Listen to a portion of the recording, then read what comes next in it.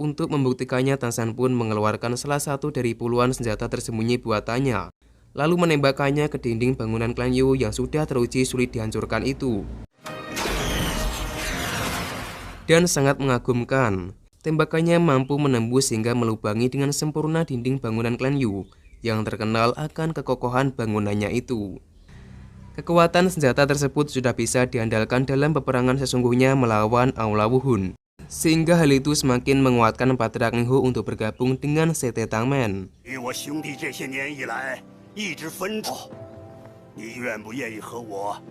Dan akhirnya Patrak Ninghu pun menyatakan dirinya bergabung ke dalam Sete Tangmen.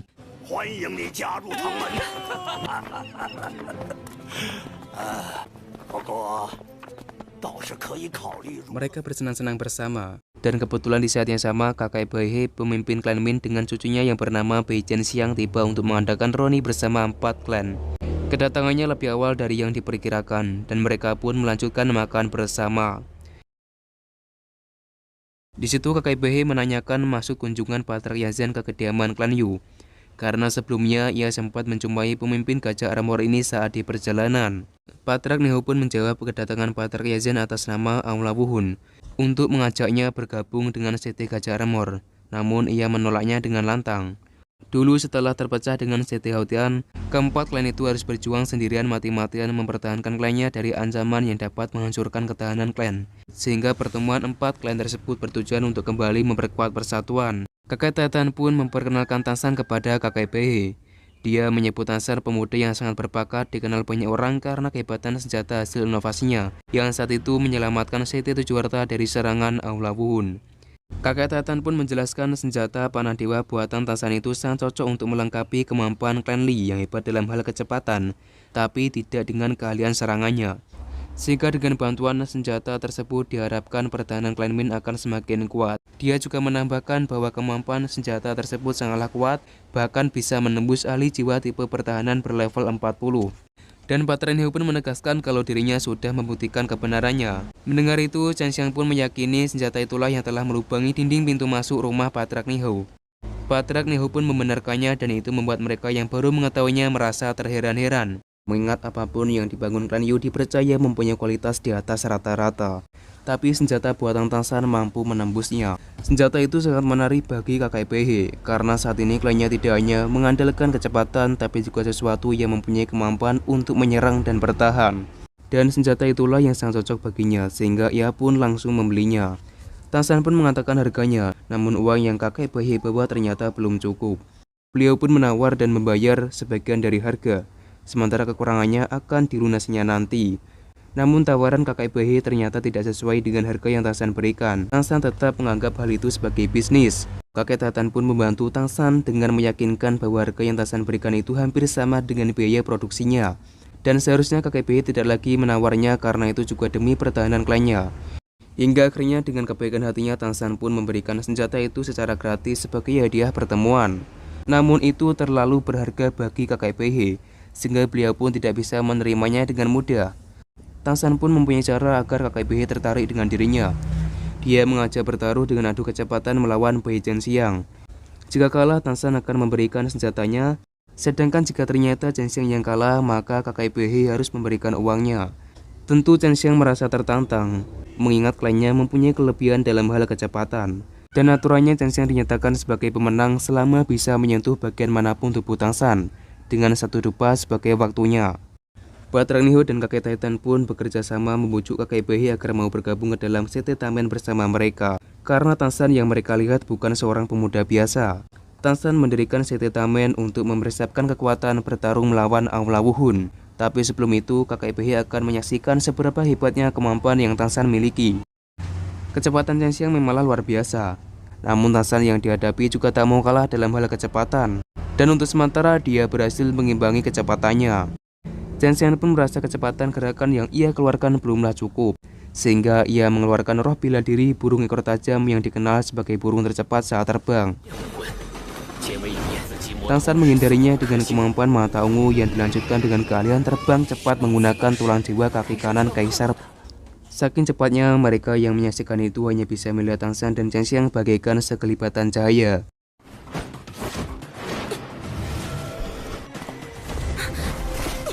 Sebelum akhirnya waktu yang diberikan pun habis dan Zhang Xiang tidak terima melihat waktu yang menurutnya terlalu singkat untuk bertarung. Bang Jun pun malah berusaha memprovokasinya. Dia mengatakan Zhang Xiang tidak akan sanggup menyentuh sedikit pun rambut Tan San meski mendapatkan tambahan waktu darinya. Kakek Behe pun membenarkannya. Beliau mengakui kekalahan cucunya serta kalah dalam pertaruhan. Kecepatan yang Tan San miliki hanyalah sebuah trik. Dia mengaku tidak akan menang melawan Zhang Xiang jika kecepatan yang ia gunakan itu adalah murni dari kecepatan dan tidak akan pernah mampu dibandingkan dengan kehebatan kakek Behe. Tan San berusaha merendah agar kakek Behe tidak berkecil hati dengan kekalahan cucunya. Mendengar itu, kakek Behe malah berusaha merendah di hadapan Tan San. Beliau mengatakan dirinya dan klannya adalah klan yang tidak berguna dibanding 3 klan lainnya saat masih di bawah pimpinan klan Hao Tian. Sebenarnya semua klan mempunyai kehebatannya masing-masing. Hanya saja kakek Behe tidak mempunyai ruang yang tepat untuk membuktikannya. Dan Tan San memberi kesempatan kakek Behe untuk membuktikan kehebatan klan Min dengan kembali bertaruh melawannya. Jika kakek Behe kalah, Tan San berharap beliau mau bergabung dengan Tang Men, dan Tan San menjanjikan akan menyediakan semua peralatan dan sumber daya yang diperlukan demi kemajuan klan Min. Tentu kakek Behe langsung menerimanya. Namun beliau mengatakan tidak ingin ambil resiko dan tidak mau ikut campur jika di masa depan Sekte Tang Men berperang melawan Aula Wuhun. Mereka memutuskan bertarung di tempat luas dengan tetap sebatang dupa sebagai waktunya. Kecepatan kakek Behe begitu mengerikan, sehingga terpaksa Tan San menghindarinya menggunakan kemampuan teleportasi yang dimiliki Xiao Wu. Kemampuan teleportasi juga mempunyai batasan penggunaannya, sehingga kakek Behe menyadari Tan San tidak bisa menggunakan kemampuan tersebut secara terus-menerus. Kakek Behe seorang ahli jiwa bertingkat dulu, dan kini beliau mengalami peningkatan kecepatan murni setelah menggunakan kemampuan roh bela dirinya.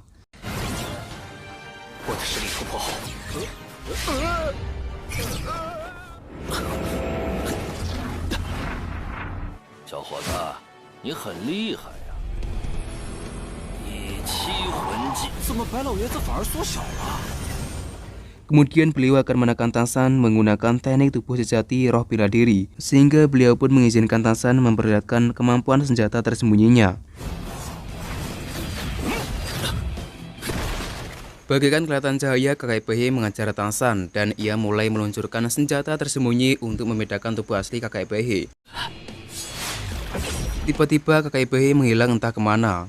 Tan San berusaha mendetesnya dengan bidang rumput merah biru, lalu dilanjutkan dengan bidang jiwa pembunuh dan melesatkan senjata tersembunyi untuk menghentikan kakek Behe yang mencoba menyentuh tubuhnya. Kakek Behe merasa semakin terpacu. Beliau menggunakan teknik jiwa ke-8 kecepatan terbang maksimal.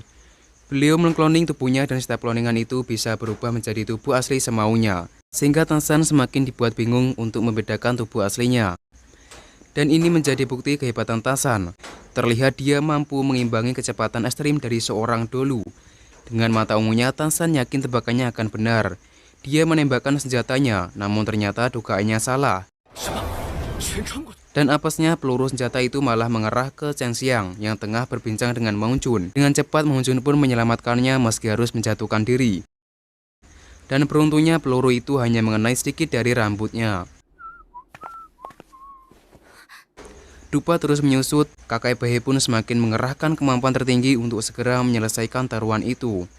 Kecepatannya sangat di luar nalar, dan seketika insting Xiao Wu untuk melindungi pun bangkit guna menyelamatkan kekasihnya.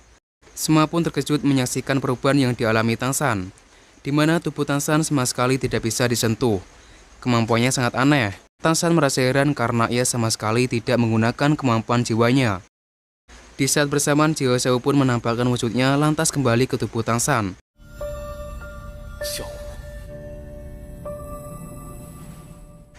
Dan tiba-tiba dia mengatakan menyerah, yang padahal teknik yang sebelumnya ia pakai itu sangat mendominasi, dan bahkan seorang dulu pun tidak mampu mengimbanginya. Tan San mengaku kemampuan tersebut adalah salah satu bentuk kemampuan jiwa keenamnya, yaitu ketiadaan.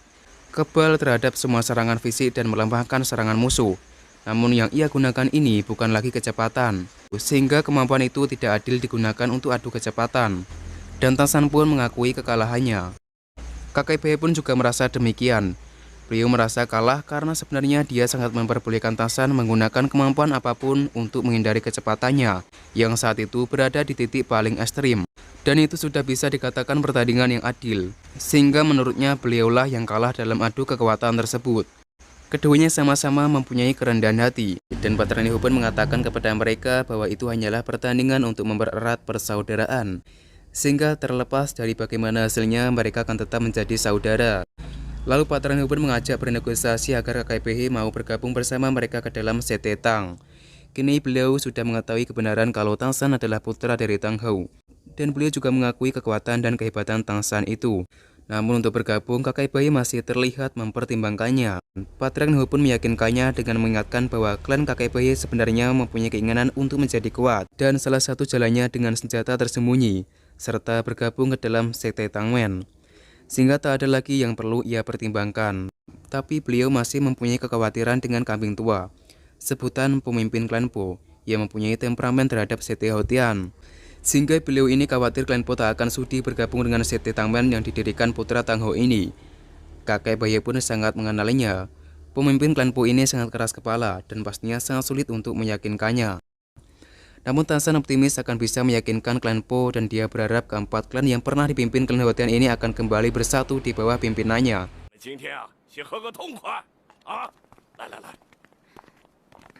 Kini Tang San semakin merasa tenang karena sebelumnya ia mengetahui dengan jelas jiwa Xiao yang ternyata selalu berada bersamanya. Sehingga itu akan menguatkan keyakinannya untuk bisa menghidupkannya kembali. Di pagi harinya Tang San bermeditasi untuk meningkatkan kemampuannya. Dan dia dikejutkan dengan kedatangan kakek bayi yang secara tiba-tiba. Beliau mengagumi pemuda yang sangat rajin mengembangkan diri seperti Tang San ini. Di kesempatan itu beliau pun memberitahukan fakta kalau sebenarnya nenek Tang San adalah kakak dari kakek Baihe, sehingga secara garis kekeluargaan Patrak Baihe ternyata kakek Tang San, dan bisa dikatakan hubungan mereka berdua adalah kakek dan cucunya. Beliau pun percaya Tang Hou tidak pernah bertindak gegabah untuk memulai pertempuran berdarah melawan Wu Hundian, kecuali Wu Hundian itu sendirilah yang memulainya. Sehingga beliau tidak pernah menyalahkan Tang Hou sebagai penyebab kekacauan yang terjadi di dalam keluarga Houtian saat ini. Namun Yang Wudi, pemimpin klan Po, akan tetap mengingat kesalahan Tang Hou tersebut.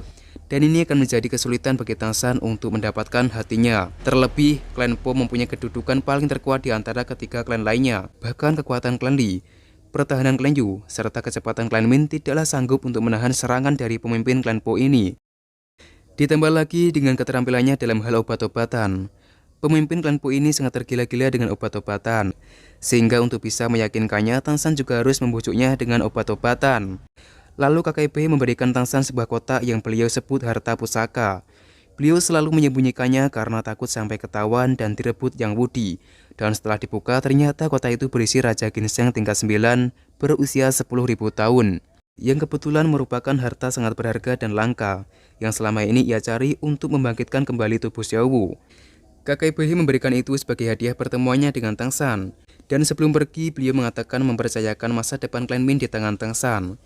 Terlihat kelinci Xiao Wu sangat menginginkan Raja Ginseng itu. Namun Tang San tidak bisa langsung memberikannya karena dia sangat khawatir Xiao Wu tidak mampu menahan efek yang begitu kuat. Melihat kondisi fisik Xiao Wu yang belum sepenuhnya pulih. Namun kelinci itu tak menghiraukan apa yang Tang San katakan dan langsung merebut bunga itu lalu memakannya. Jiwa Xiao Wu pun keluar untuk meyakinkan Tang San yang terlihat khawatir kepadanya.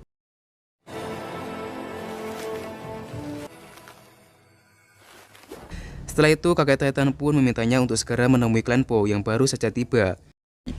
Kini Tang San tak mempunyai Raja Ginseng sebagai bahan untuk membujuk Yang Wudi, seorang pemimpin terkuat dari keempat klan.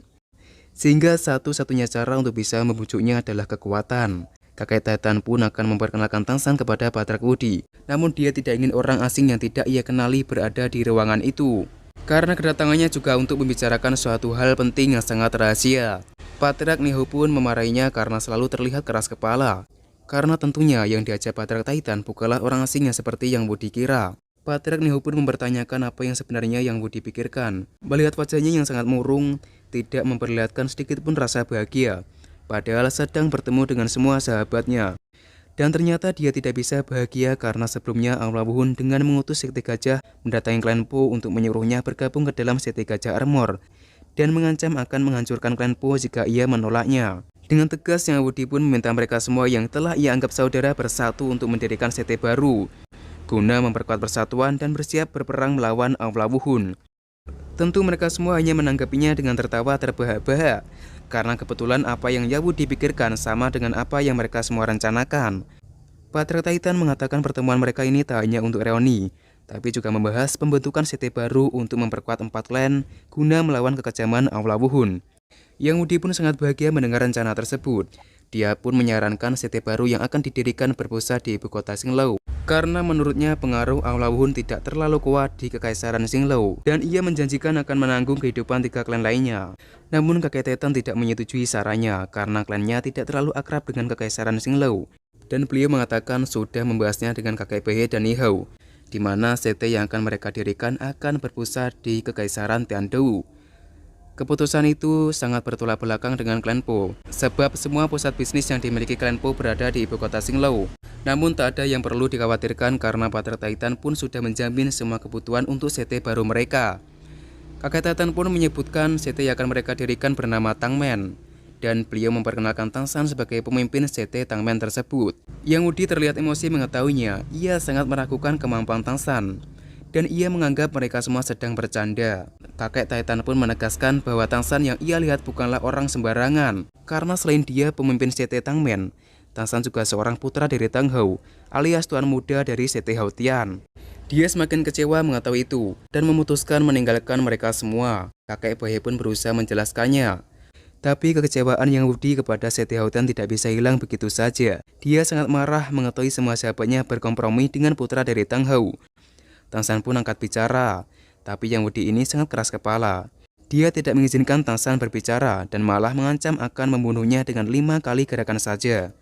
Tangshan pun menantang Yang Wudi untuk membuktikan perkataannya tersebut. Dan inilah yang sebenarnya Tangshan harapkan. Melihat tidak ada jalan lain untuk melunakkan hati seorang Yang Wudi selain hanya kekuatan dan pertarungan. Agar pertarungan itu tidak sia-sia, Tangshan pun mengajaknya untuk bertaruh. Jika Tangshan kalah, maka ia akan menyerahkan apapun yang Yang Wudi inginkan darinya. Sementara jika Yang Wudi kalah, maka Tangshan memohon agar Yang Wudi menjanjikan sesuatu kepadanya. Yang Wudi pun sangat begitu tertantang mendengarnya, dan dia mengatakan tak hanya memenuhi 1 atau 2 permintaan yang Tangshan inginkan, bahkan juga seluruh hidupnya akan ia serahkan jika memang Tangshan bisa mengalahkannya.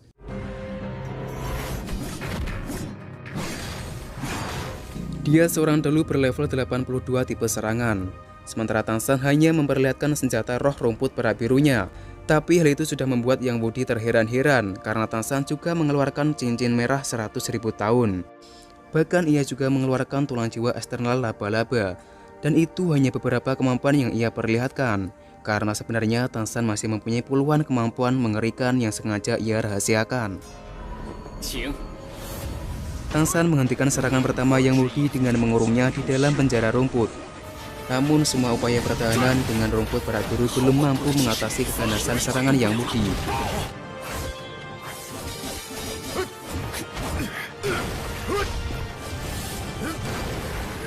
Yang Wudi menargetkan serangannya.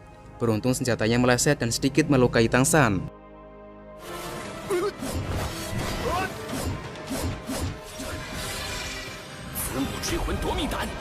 Kecepatan dan kekuatan serangan Yang Wudi benar luar biasa. Bahkan semua senjata yang Tangshan lesatkan berhasil ia tepis tanpa satupun yang meleset. Dia semakin serius dengan menggunakan teknik jiwa ketujuh tubuh sejati jiwa bela dirinya.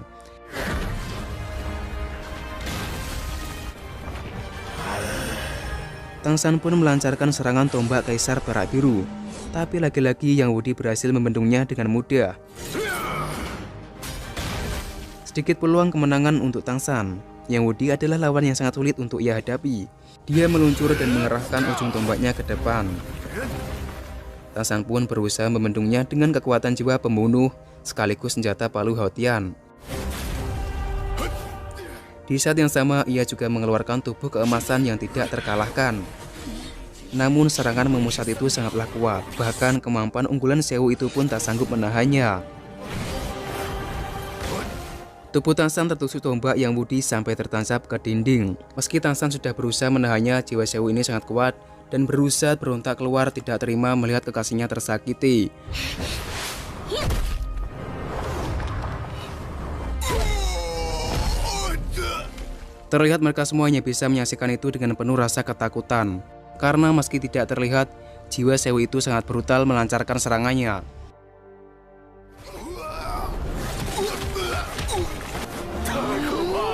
Dan Tang San pun memohon Sewu untuk segera menghentikan serangannya, mengingat serangan terakhir itu akan membunuh Yang Wudi.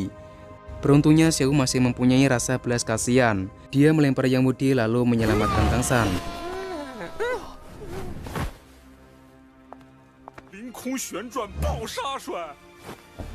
Dan anehnya Sewu yang Tang San lihat benar-benar nyata, dan Berkasma juga bisa melihatnya dengan jelas. Berkasma pun sangat terkejut melihat luka di tubuh Tang San sembuh dengan sendirinya, karena ternyata hal itu berkat dari kemampuan tulang jiwa kaki kanan. Berkasma pun mengkhawatirkan kondisi Yang Wudi dan memutuskan untuk segera mencari keberadaannya yang entah dilempar Sewu kemana. Sewu kembali ke tubuh Tang San, sementara Tang San merasa heran melihat Sewu yang nampak nyata di depan mata. Dan sangat terkejutnya Tang San mengetahui kelinci Sewu yang ia simpan sudah menghilang. Tang San pun terlihat salah tingkah dan berusaha menutupi sesuatu dari mereka.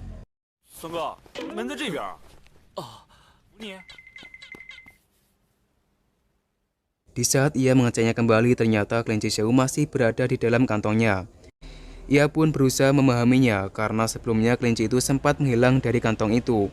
Tang San pun merasa kejadian sebelumnya hanyalah halusinasinya saja karena akibat terlalu merindukan Sewu. Sementara itu Yang Wudi mulai tersadar dan melihat semua sahabatnya duduk termenung seakan telah terjadi sebuah musibah besar. Dan ternyata Yang Wudi sangat mengkhawatirkan keselamatan Tang San. Meski sebelumnya ia sempat mengancam untuk membunuhnya. Dia khawatir Tang San tidak terselamatkan karena ujung tombak yang menusuk Tang San mempunyai efek samping yang sangat mematikan. Dan dia sangat ketakutan jika Tang San sampai mati karenanya. Dia mengatakan tidak bermaksud menyakitinya, karena bagaimanapun juga Tang San adalah tuan muda dari klan Haotian, terlebih putra dari seorang mengerikan yang tak mungkin ia lawan. Mereka pun merasa kasihan kepada Yang Wudi yang nampak ketakutan, dan mengatakan yang sejujurnya kalau kondisi Tang San sebenarnya sangat baik, dan bahkan lukanya bisa sembuh dengan sendirinya. Yang Wudi pun benar-benar mengakui kekalahannya, dan ia akan memenuhi apapun yang Tang San inginkan. Akhirnya apa yang mereka cita-citakan pun tercapai juga, di mana 4 klan utama yang pernah dipimpin klan Haotian kini bisa kembali hidup bersama dengan Tang San sebagai pemimpin yang sangat berbakat. Dan satu persatu mereka mulai mengakui kalau awalnya Pater Niho dan kakek Behi hanyalah berpura-pura, seolah tidak setuju dengan keberadaan Tang San. Karena sebetulnya mereka sangat bersedia bergabung dengan Setetamen saat setelah mengetahui identitas Tang San yang sebenarnya. Kembali ke Tang San, dia terbangun karena memimpikan Sewu, sekaligus dibangunkan Mang Ujun yang memintanya untuk segera mendatangi acara makan bersama. Dan dia sangat bahagia melihat Sewu yang benar-benar nyata. Sewu terbangun dan saking senangnya Tang San memeluknya lalu mengatakan kerinduannya. Tapi anehnya Sewu sama sekali tidak merespon apapun yang ia ucapkan. Ia pun mulai menyadari kalau yang dihadapannya itu hanyalah tubuh Sewu, yang kembali berkat mengkonsumsi Raja Ginseng tingkat 9. Karena ternyata masih terdapat beberapa syarat agar Sewu bisa kembali seutuhnya, di mana Tang San harus berusaha mengembalikan jiwa Sewu yang masih bersemayam di dalam tubuhnya. Tang San melayani Sewu bagaikan seorang ratu. Namun ketika Tang San mengajaknya untuk makan bersama, ia bertingkah seperti anak kecil yang ketakutan bertemu dengan orang-orang baru. Tang San pun memberitahukan kalau wanita yang bersamanya itu adalah kekasihnya. Dan ia mengakui perubahan pada kekasihnya itu akibat kegagalan dirinya ketika berusaha menyelamatkannya. Kemudian Tang San mengingatkan Yang Wudi akan taruhan sebelumnya. Dan karena dialah yang menang, maka Yang Wudi harus memenuhi permintaan darinya. Permintaannya sangat sederhana, di mana ia berharap Yang Wudi menerima hadiah darinya. Kakek Behe pun sudah memastikan hadiah yang akan Tang San berikan adalah Raja Ginseng pemberiannya. Namun ternyata Tang San mengeluarkan bunga lainnya yang membuat Yang Wudi merasa sangat bahagia melihatnya. Dan dia meminta maaf kepada kakek Behe karena bunga langka pemberiannya telah dimakan Sewu.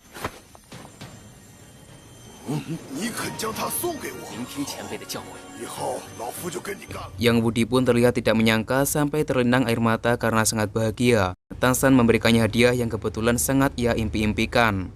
Yang Wudi mengatakan sudah sangat lama ia berusaha keras mencari bunga seperti itu. Namun pada akhirnya kini ia mendapatkannya dengan mudah. Bunga itu membuatnya tergila-gila karena khasiatnya yang mampu menetralkan racun apapun, bahkan racun tingkat tinggi sekalipun. Kakek Behe pun penasaran dan menanyakan nilainya jika dibandingkan dengan Raja Ginseng tingkat 9 darinya. Sehingga pengakuan itu membuat Yang Wudi mengetahui persekongkolan kakek Behe dengan Tansan untuk membujuknya. Namun ia sudah tidak memperdulikannya karena menurutnya bunga itu jauh lebih berharga daripada tanaman Raja Ginseng tingkat 9 milik kakek Behe. Dengan bunga itulah ia tak perlu lagi khawatir terkena racun apapun saat memurnikan obat-obatan.